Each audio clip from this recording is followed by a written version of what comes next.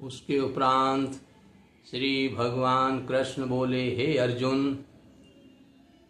ज्ञानों में भी अति उत्तम परम ज्ञान को मैं फिर भी तेरे लिए कहूँगा कि जिसको जानकर सब मुनिजन इस संसार से मुक्त होकर परम सिद्धि को प्राप्त हो गए हैं। हे अर्जुन, इस ज्ञान को आश्रय करके अर्थात धारण करके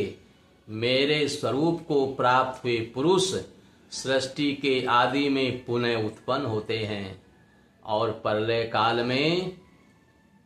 प्राप्त हुए उसमें भी प्रलय काल में भी वो व्याकुल नहीं होते हैं, क्योंकि उनकी दृष्टि में मुझ वासुदेव से भिन्न कोई वस्तु है ही नहीं।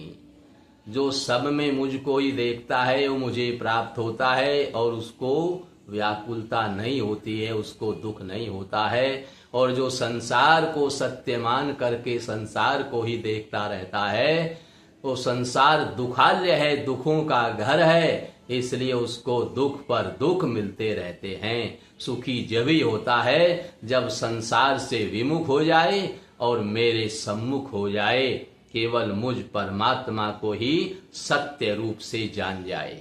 हे अर्जुन, मेरी महत ब्रह्म रूप प्रकृति अर्थात त्रिगुणमयी माया संपूर्ण भूतों की योनि है, अर्थात गर्भाधान का स्थान है, और मैं उस योनि में चेतन रूप बीज को स्थापन करता हूँ। उस जड़ चेतन के संयोग से भूतों की उत्पत्ति होती है। और हे अर्जुन, नाना प्रकार की सब योनियों में जितनी मूर्तियां अर्थात शरीर उत्पन्न होते हैं उन सब की त्रिगुणमयी माया तो गर्भ को धारण करने वाली माता है और मैं बीज को स्थापन करने वाला पिता हूँ। हे अर्जुन, सत्वगुण, रजोगुण और तमोगुण ऐसे यह प्रकृति से उत्पन्न हुए तीनों गुण इस अविनाशी जीवात्मा को शरीर में बांधते हैं। हे निष्पाप, उन तीनों गुणों में प्रकाश करने वाला और ज्ञान की आसक्ति से अर्थात ज्ञान के अभिमान से बांधता है। और हे अर्जुन, राग रूप रजोगुण को कामना और आसक्ति से उत्पन्न हुआ जान, वह इस जीवात्मा को कर्मों की और उनके फल की आसक्ति से बांधता है। और हे अर्जुन, सर्वदेहाभिमानियों के मोहने वाले तमोगुण को अज्ञानता से उत्पन्न हुआ जान, वह इस जीवात्मा को प्रमाद कहते हैं। इंद्रियां और अंतःकरण की व्यर्थ चेष्टाओं का नाम प्रमाद है। और आलस्य कर्तव्य कर्म में अप्रवृत्ति रूप निरुद्धतमा का नाम आलस्य है और निद्रा के द्वारा बांधता है। वह इस जीवात्मा को प्रमाद, आलस्य और निद्रा के द्वारा बांधता है, क्योंकि हे अर्जुन, सत्वगुण सुख में लगाता है और रजोगुण कर्म में लगाता है और तमोगुण ज्ञान को आच्छादन करके अर्थात ढक करके प्रमाद में भी लगाता है। और हे अर्जुन, रजोगुण और तमोगुण को दबाकर सतोगुण उत्पन्न होता है अर्थात सतोगुण बढ़ता है, तथा रजोगुण और सत्वगुण को दबाकर तमोगुण बढ़ता है। वैसे ही तमोगुण और सत्वगुण को दबाकर रजोगुण बढ़ता है। इसलिए जिस काल में इस देह में तथा अंतःकरण और इंद्रियों में चेतनता और बोध शक्ति उत्पन्न होती है, उस काल में ऐसा जानना चाहिए कि सत्वगुण बढ़ा है। और हे अर्जुन, रजोगुण के बढ़ने पर लोभ और प्रवृत्ति अर्थात सांसारिक चेष्टा तथा सब प्रकार के कर्मों का स्वार्थ बुद्धि से आरंभ एवं शांति अर्थात मन की चंचलता और विषय भोगों की लालसा, यह सब उत्पन्न होते हैं। तथा हे अर्जुन, तमोगुण के बढ़ने पर अंतःकरण और इंद्रियों में अप्रकाश एवं कर्तव्य कर्म में अप्रवृत्ति और प्रमाद अर्थात व्यर्थ चेष्टा और निद्रा आदि अंतःकरण की मोहिनी वृत्तियां यह सभी उत्पन्न होते हैं।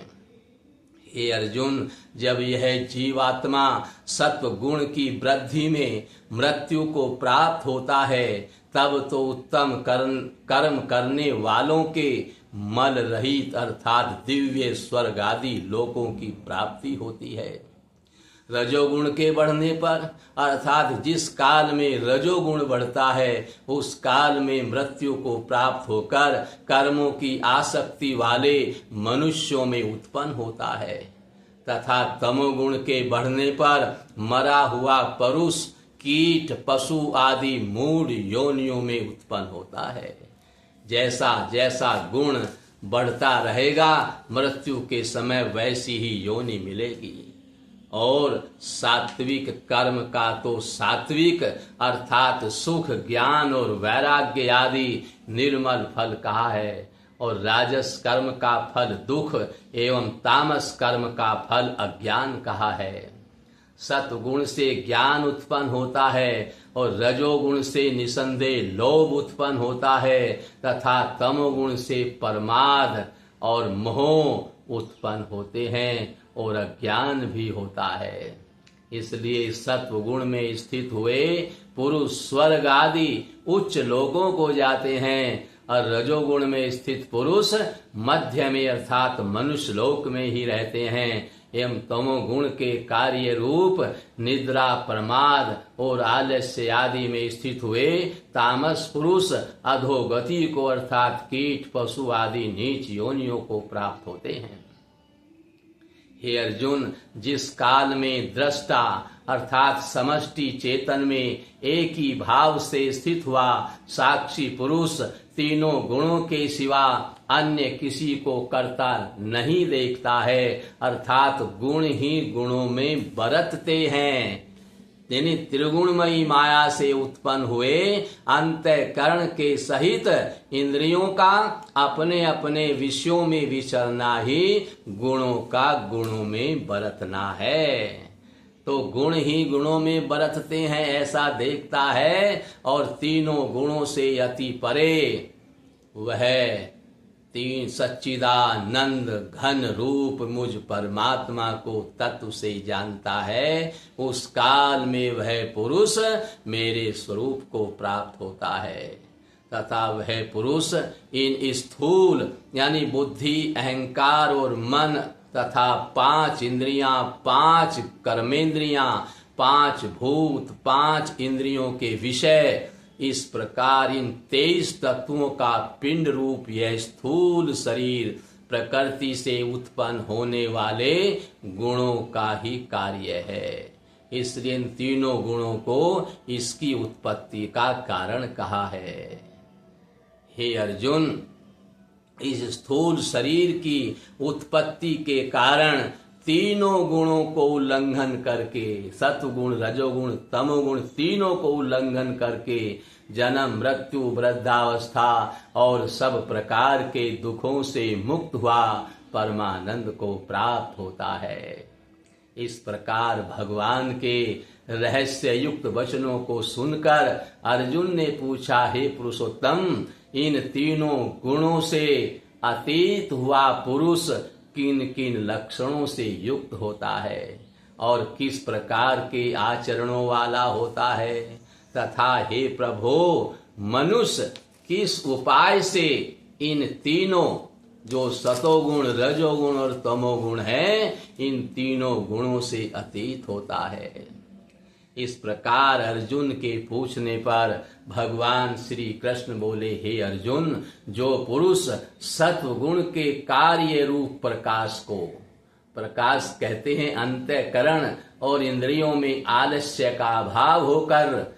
जो एक प्रकार की चेतनता होती है उसका नाम प्रकाश है। हे अर्जुन, जो पुरुष सत्वगुण के कार्य रूप प्रकाश को और रजोगुण के कार्य रूप प्रवृत्ति को तथा तमोगुण के कार्य रूप मोह को मोह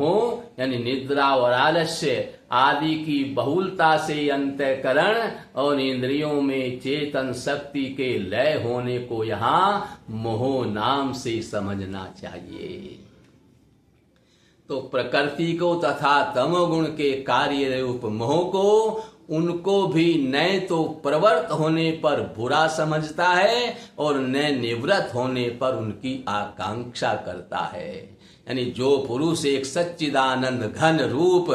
परमात्मा में नित्य एक ही भाव से स्थित हुआ, इस त्रिगुणमयी माया के प्रपंच रूप संसार से सर्वथा अतीत हो गया है, उस गुणातीत पुरुष के अभिमान रहित अंतःकरण में तीनों गुणों के कार्य रूप प्रकाश प्रवृत्ति और मोह आदि वृत्तियों के प्रकट होने और न होने पर किसी काल में भी इच्छा द्वेष आदि विकार नहीं होते हैं। यही उसके गुणों से अतीत होने के प्रधान लक्षण हैं। यानी संसार में कुछ अच्छा हो जाए तो भी ऐसा ही रहता है और बुरा हो तो भी ऐसा ही रहता है और किसी प्रकार की कोई इच्छा नहीं करता, वो आकांक्षा ही नहीं करता तथा जो साक्षी के सदृश स्थित हुआ गुणों के साथ विचलित नहीं किया जा सकता है और गुण ही गुणों में बरतते हैं, ऐसा समझता हुआ जो सच्चिदानंद घन परमात्मा में एक ही भाव से स्थित रहता है एवं उस स्थिति में चलायमान नहीं होता है, जो निरंतर आत्म भाव में स्थित हुआ सुख दुख को समान समझने वाला है तथा मिट्टी पत्थर और स्वर्ण में समान भाव वाला और धैर्यवान है तथा जो प्रिय और अप्रिय को बराबर समझता है तथा अपनी निंदा स्तुति में भी समान भाव वाला है तथा जो मान और अपमान में सम है एवं मित्र और बैरी के पक्ष में भी सम है, वह संपूर्ण आरंभों में कर्तापन के अभिमान से रहित हुआ पुरुष गुणातीत कहा जाता है। केवल एक सर्वशक्तिमान परमेश्वर वासुदेव भगवान को ही अपना स्वामी मानता हुआ कार्य करता है, कोई स्वार्थ नहीं होता है और अभिमान को त्याग कर श्रद्धा और भक्ति के भाव से सहित भक्ति भाव से सहित परम प्रेम से निरंतर चिंतन करने को अव्यभिचारी भक्ति योग कहते हैं। और जो पुरुष अव्यभिचारी भक्ति रूप योग के द्वारा मेरे को निरंतर भजता है, वह इन तीनों गुणों को अच्छी प्रकार उल्लंघन करके सच्चिदानंद घन ब्रह्म में एक ही भाव होने के लिए योग्य होता है। और हे अर्जुन, उस अविनाशी पर ब्रह्म का और अमृत का नित्य धर्म का और अखंड एक रस आनंद का मैं ही आश्रय हूँ, अर्थात उपर्युक्त ब्रह्म अमृत अव्यय और शाश्वत धर्म तथा एकांतिक सुख सब यह सब मेरे ही नाम है, इसलिए इनका मैं परम आश्रय हूँ। जो इस प्रकार से संसार में कामना आसक्ति ममता का त्याग करके सुख दुख में सम रहता है, संसार की कोई कामना नहीं करता, कण कण में परमात्मा का ही दर्शन करता है, सब में वही परमात्मा है, वो नित्य है और संसार अनित्य है, जिसको ऐसा ज्ञान हो जाता है वह मेरे परम पद को प्राप्त करता है। बोलिए गीता महारानी की जय।